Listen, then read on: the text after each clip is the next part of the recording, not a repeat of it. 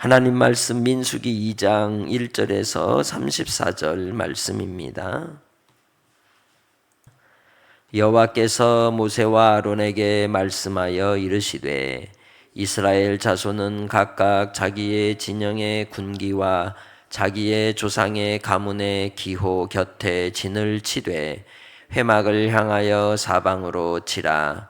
동방해 도들 쪽에 진 칠 자는 그 진영별로 유다의 진영의 군기에 속한 자라. 유다 자손의 지휘관은 암미나답의 아들 나손이요 그의 군대로 계수된 자가 74,600명이며 그 곁에 진칠 자는 이사갈 지파라. 이사갈 자손의 지휘관은 수아의 아들 느다넬이요 그의 군대로 계수된 자가 54,400명이라. 그리고 스불론 지파라. 스불론 자손의 지휘관은 헬론의 아들 엘리압이요 그의 군대로 계수된 자가 57,400명이니 유다 진영에 속한 군대로 계수된 군인의 총계는 186,400명이라. 그들은 제1대로 행진할지니라. 남쪽에는 루벤 군대 진영의 군기가 있을 것이라. 루벤 자손의 지휘관은 스데울의 아들 엘리술이요 그의 군대로 계수된 자가 46,500명이며 그 곁에 진칠 자는 시므온 지파라. 시므온 자손의 지휘관은 수리삿대의 아들 술루미엘이요 그의 군대로 계수된 자가 59,300명이며 또 갓 지파라. 갓 자손의 지휘관은 루엘이 아들 엘리아삽이요 그의 군대로 계수된 자가 45,650명이니 루벤 진영에 속하여 계수된 군인의 총계는 151,450명이라. 그들은 제2대로 행진할지니라. 그 다음에 회막이 레위인의 진영과 함께 모든 진영의 중앙에 있어 행진하되 그들의 진친 순서대로 각 사람은 자기의 위치에서 자기들의 길을 따라 앞으로 행진할지니라. 서쪽에는 에브라임의 군대의 진영의 군기가 있을 것이라.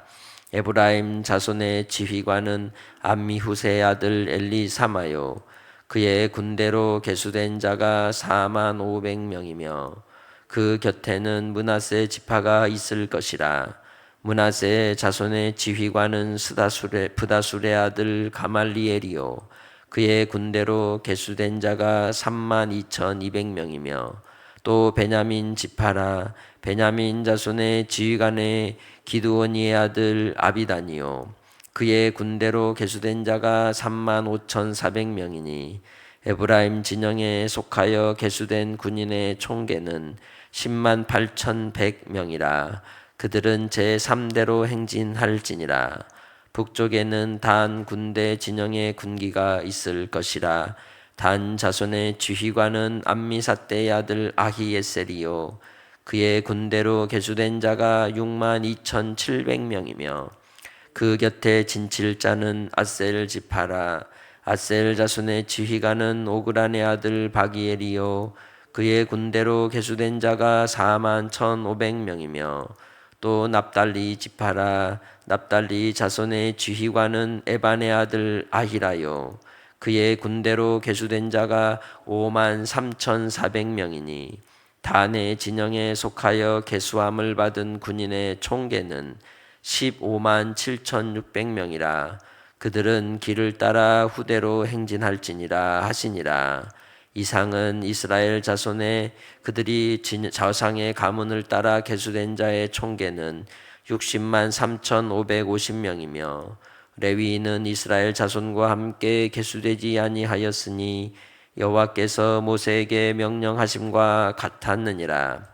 이스라엘 자손이 여호와께서 모세에게 명령하신 대로 다 준행하여 각기 종족과 조상의 가문에 따르며 자기들의 길을 따라 진치기도 하며 행진하기도 하였더라. 아멘. 양을 키우는 목자는 양을 위해서 물과 그리고 꼴을 찾아서 이동을 합니다. 단순히 물이 있고 꼴이 푸른 초장이 있는 곳만 좋다고 다 다녀서는 안 되죠. 그곳의 지형과 그리고 그곳에 있는 맹수나 위험한 것은 없는지 항상 살펴야 하는 겁니다. 우리가 인생을 살면서 우리의 관계 속에 그 사람과의 관계 아래서 평화를 추구하고 살지만 항상 평화가 끝까지 이루어지는 건 아닙니다. 언제나 우리에겐 함정이 있고 올무가 있고 원수가 있고 그리고 악한 대적들이 호시탐탐 노리는 영적 전쟁의 삶을 산다는 걸 우리 분명히 알아야 합니다. 운동을 하고 무술을 배우고 그리고 건강을 위해서 몸을 단련시키는 이유는 어디에 있을까요? 딱 한 번을 위해서 있는 겁니다. 악한 자가 우리를 대적하여 싸우려 할 때에 그때를 위해서 준비를 하는 거죠. 그래서 강한 나라, 그 나라를 함부로 하지 못하는 겁니다. 평화를 추구하여 2차 세계대전 이후로 유럽 지역은 모든 군비를 다 축소해버렸죠. 그러자 러시아가 전쟁을 일으키고 나니 캐스팅보드 역할을 했던 우크라이나나 폴란드 이런 나라들의 위기감이 오고 우크라이나의 전쟁이 일어나면서 결국 알게 된 게 뭡니까? 군비력, 군의 힘을 가지지 않으면 언제든지 평화는 깨지고 나라는 빼앗길 수 있다는 거죠. 전 세계의 역사는 전쟁의 역사입니다. 세계의 역사 속에 전쟁이 없었던 날은 인류 역사를 다 조사해 보니 얼만큼이었을까요? 몇 년이었을까요? 일주일입니다. 끊임없는 전쟁 속에 있습니다. 그게 범죄한 인간의 모습인 겁니다. 신앙생활을 함에 있어서도 그렇죠. 우리에겐 끝없는 영적 전쟁이 있습니다. 항상 평화만을 우리가 추구할 수는 없는 것이죠. 그렇기 때문에 우리가 말씀에 무장해야 되고 깨어 있어야 되고 그리고 우리가 경계해야 하는 겁니다. 느헤미야가 예루살렘의 성을 쌓아갈 때 어땠나요? 끊임없이 괴롭히는 산도깨비, 산발랏, 도비야, 게셈의 그 모략과 권모 술수와 전략과 끊임없는 그러한 반대하는 세력에 의해서 그들은 한 손에는 창을 들고 한 손에는 연장을 들고 밤과 낮을 서로 오가면서 지키면서 그렇게 성을 쌓았던 걸 우린 교훈을 얻어야 하는 겁니다. 민수기 2장에 나오는 본문에 하나님께서 이스라엘 백성들을 이끌어 광야로 데리고 나오실 때 그들은 첫 번째는 무슨 목적으로 데리고 나왔다고요? 예배자로 데리고 나왔다 그랬습니다. 두 번째는 나라를 세우기 위해 그들을 여호와의 군대로 부르신 겁니다. 오늘 하나님께서 우리를 하나님의 자녀로 삼으시고 부르실 때에도 첫 번째는 하나님을 경외하며 섬기는 예배자로 부르셨으며 두 번째는 여호와의 군대로 십자가 군병으로 불렀다는 걸 잊으면 안 되는 겁니다. 그래서 우리는 무장해야 하는 겁니다. 단련해야 하는 겁니다. 끊임없이 말씀을 묵상하고 읽고 그 말씀을 내 삶에 반복해서 훈련을 해야 하는 겁니다. 무장하지 않으면 어느 순간 악한 사탄의 공중권세 잡은 자의 세력에 의해서 언제든지 우리는 모든 걸 잃어버릴 수 있는 겁니다. 그래서 하나님께서 이스라엘 백성들을 12지파를 각 3개 지파씩 묶어서 한 대를 이루게 합니다. 그리고는 동쪽과 남쪽과 서쪽과 북쪽에 진을 치게 하죠. 그 중심은 항상 성막입니다. 그리고 그 성막의 주변은 레위인들만 지키게 했죠. 그래서 바로 우리의 신앙도 항상 여호와 하나님이 여호와의 하나님을 믿고 예수 그리스도의 중심을 잡고 살아가는 신앙이 되어야 할 줄로 믿습니다. 예수님이 나의 주가 되어야 하며 나의 중심이 되어야 하는 겁니다. 물질이 결코 나의 주인이 될 수 없는 겁니다. 우리는 두 주인을 섬길 수 없는 것이죠. 내 중심의 심장을 하나님이 가슴에 숨겨두신 이유가 뭘까요? 심장이 끊임없이 펌프질을 하면서 나를 살게 하시는 이유가 어디에 있을까요? 나를 살리시는 그 영생도 오직 예수님 안에 있는 줄 믿습니다. 그러기에 나의 삶도 오직 예수 그리스도의 중심으로 말씀이신 주님을 따라서 생명의 말씀을 붙들고 끝까지 깨어있는 무장하는 여호와의 군대가 되시기를 주님의 이름으로 축복합니다. 그럴 때 하나님께서 우리를 통하여 행하실 일들을 이루게 하시는 겁니다.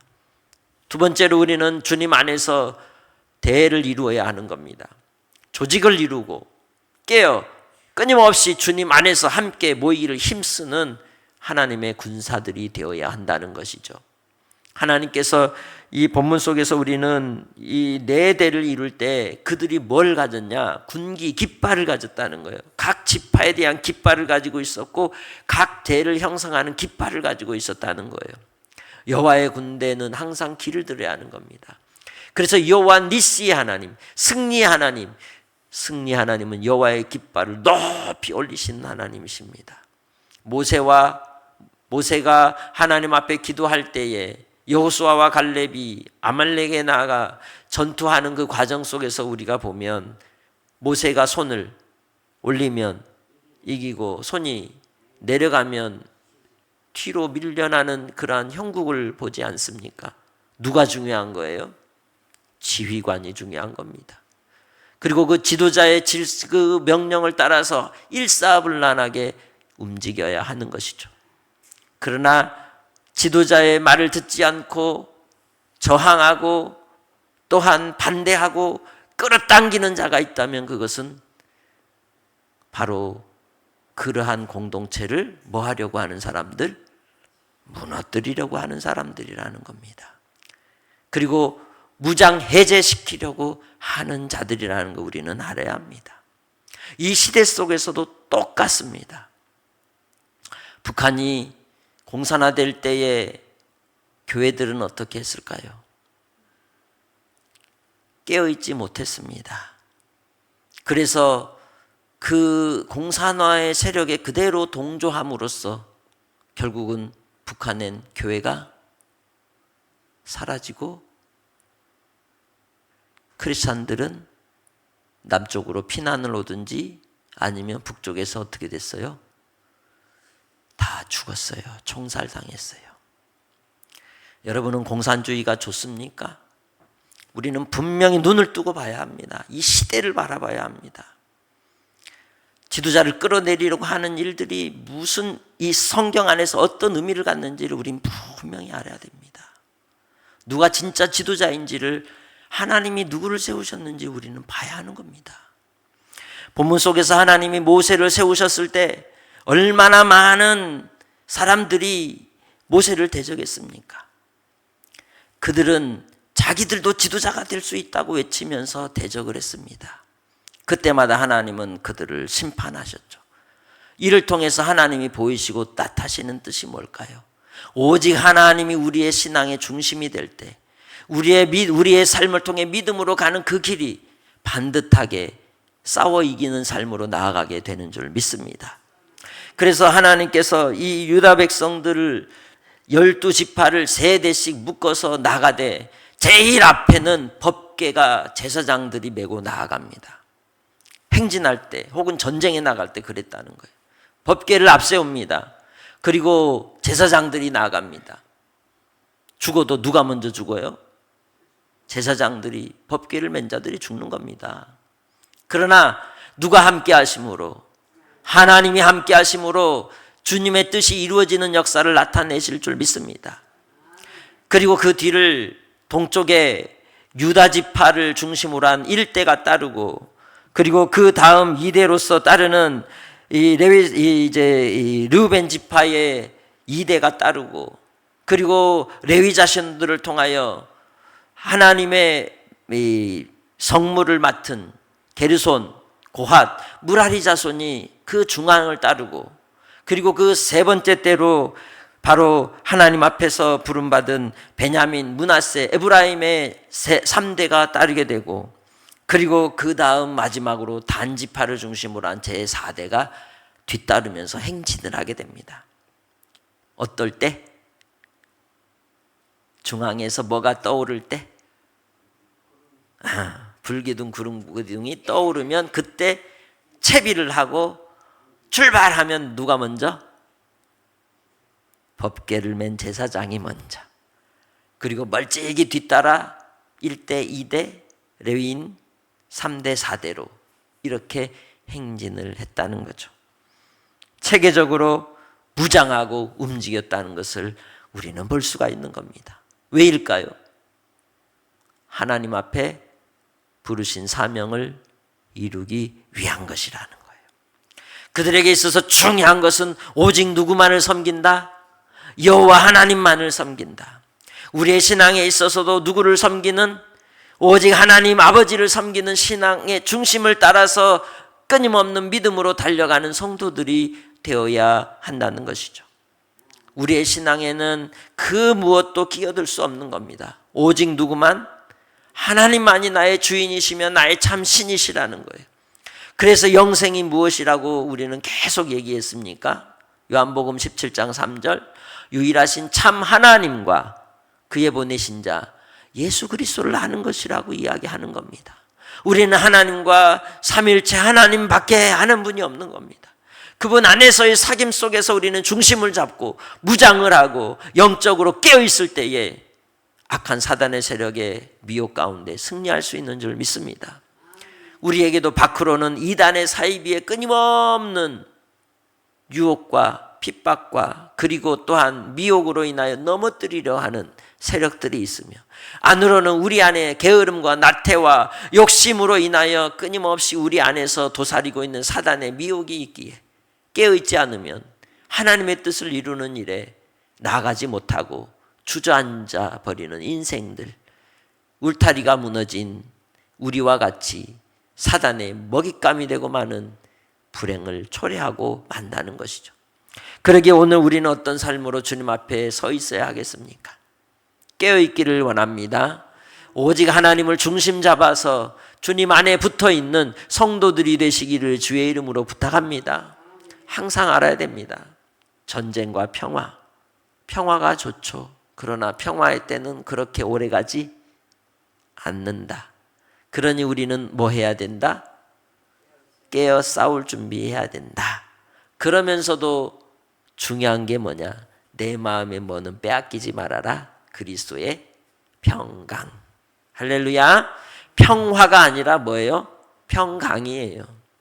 서로 좋고가 아니라 내 안에 예수 그리스도께서 계심으로 내가 말씀으로 무장하여서 주님이 주시는 평안함, 평강이 나를 주장할 때에 우리는 분별할 수 있고 형통의 삶을 살 수 있는 줄 믿습니다. 오늘 하루의 삶도 여러분의 삶에 어떤 싸움이 있을까요? 싸움이 없으면 좋겠지만 싸움이 있습니다. 나 자신과 또 가정 안에서 또 직장에서 일터에서 여러 모양의 싸움이 있을 겁니다. 그러기에 주님 안에서 지혜를 구하시기 바랍니다. 그리고 하나님의 말씀을 통하여 견고하게 무장하되 말씀의 권세가 여러분의 입술에 있어 여러분의 모습 속에서 나오는 그 권세 앞에 굴복하는 역사, 사탄이 도망가는 역사가 나타나게 해주시라고, 또 이 나라의 민족을 주님이 붙잡아 주시기를 위해, 그리고 전 세계의 이러한 여러 혼란과 혼돈 속에서도 결국은 아버지의 뜻이 이루어지기를 위해 구하는 이 새벽이 되기를 주의 이름으로 축복합니다. 하나님 아버지 감사합니다. 이 땅의 인생의 삶을 통해 우리가 평화의 삶을 살기 원하나 세상은 끊임없이 평화가 사라진 채 무너진 모습으로 살아갈 때가 많음을 고백합니다. 참으로 아버지 하나님, 싸움이 없는 때가 없지만 우리가 무장하여서 아버지 하나님 힘을 키우게 하시고 주님의 뜻을 위하여 끝까지 깨어있는 자가 되게 하옵소서. 하나님께서 우리를 예배자로 부르시고 주의 군대로 부르셨사오니 아버지 하나님의 뜻을 이루는 데 소용되는 대로 충성케 하시고 더욱더 강건하게 하여 주옵소서. 아버지 하나님, 깨어있지 못하여 사탄의 먹잇감이 되는 어리석음에 빠지지 않도록 우리 모든 성도들 모이기에 힘쓰며 더욱더 주의 말씀으로 주님 앞에 깨어있는 오늘 하루가 되게 하옵소서. 말씀으로 승리하게 하옵소서. 감사하오며 예수님의 이름으로 기도합니다. 아멘.